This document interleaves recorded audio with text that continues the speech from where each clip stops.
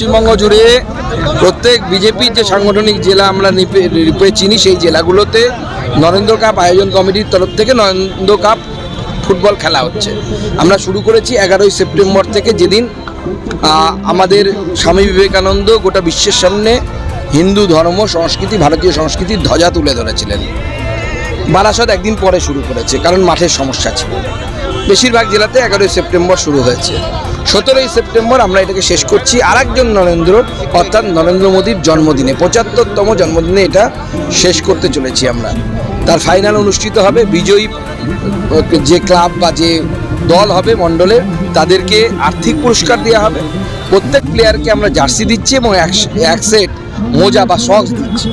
উদ্দেশ্য একটাই, বাংলার যে সংস্কৃতি ছিল তার মধ্যে ফুটবল ছিল হচ্ছে অন্যতম অংশ। আমরা একসময় বিকাশ বাজি, কিষাণ উদে, নিদেন পক্ষে আমাদের বর্তমান যারা সাংসদ আছেন তাদের খেলা, যারা ফুটবলার ছিলেন আমাদের হাওড়ার সাংসদ সুব্রত বাবুর খেলা দেখেছি, অনেকের খেলা দেখেছি। আমরা বিদেশি ফুটবলারদের খেলা দেখেছি, কখনো ব্যারেটো, কখনো চিমা ওকেরির খেলা দেখেছি। আমরা চাইছি বাংলার সেই সংস্কৃতিটা আবার ফিরে আসুক। বাংলার যুব সমাজ মোবাইলে ফুটবল খেলার বদলে মাঠে নেমে ফুটবল খেলুক। স্কুল সার্ভিস কমিশনের যা অবস্থা, যেভাবে 26,000 শিক্ষক এবং শিক্ষাকর্মী তাদের চাকরি চলে গেল, তাদের মধ্যে থেকে শিক্ষকরা আবার পরীক্ষা দিলেন এবং তার রেজাল্ট কি হবে এ নিয়ে ধোঁয়াশা, এক ভয়ানক পরিস্থিতির মধ্যে দিয়ে, অন্ধকার যুগের মধ্যে দিয়ে বাংলার শিক্ষা ব্যবস্থা বর্তমানে যাচ্ছে। শুধু স্কুল শিক্ষা নয়, স্কুল শিক্ষা সহ ইউনিভার্সিটি, কলেজ, এই মুহূর্তে পশ্চিমবঙ্গের কলকাতা সংলগ্ন যতগুলো কলেজ, 7 লক্ষ প্রায় কলেজে সিট আছে, তার মধ্যে 3 লক্ষর বেশি ভরেনি এখনো পর্যন্ত।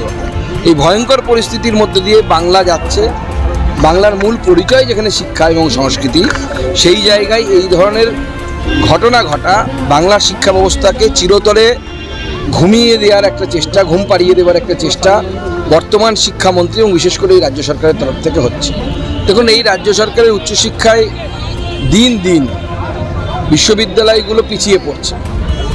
যাদবপুরের মতো বিশ্ববিদ্যালয়, যারা যেহেতু প্রথাগতভাবে ভালো রেকর্ড ধরে রেখেছে এবং ইঞ্জিনিয়ারিং ফ্যাকাল্টি সেখানে একটা বড় তার অন্যতম উপাদান, কিন্তু বাদবাকি বিশ্ববিদ্যালয়গুলোর ক্ষেত্রে আমরা দেখতে পাচ্ছি ক্রমাগত তারা পেছোচ্ছে, কারণ রাজ্য সরকারের ফান্ডিং নেই।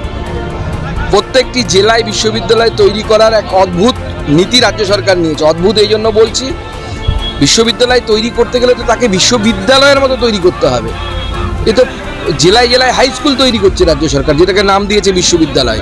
ফান্ডিং নেই, কেমিক্যাল গ্র্যান্ট নেই ল্যাবে যদি কেমিক্যাল গ্র্যান্ট না যায় তাহলে কেমিক্যাল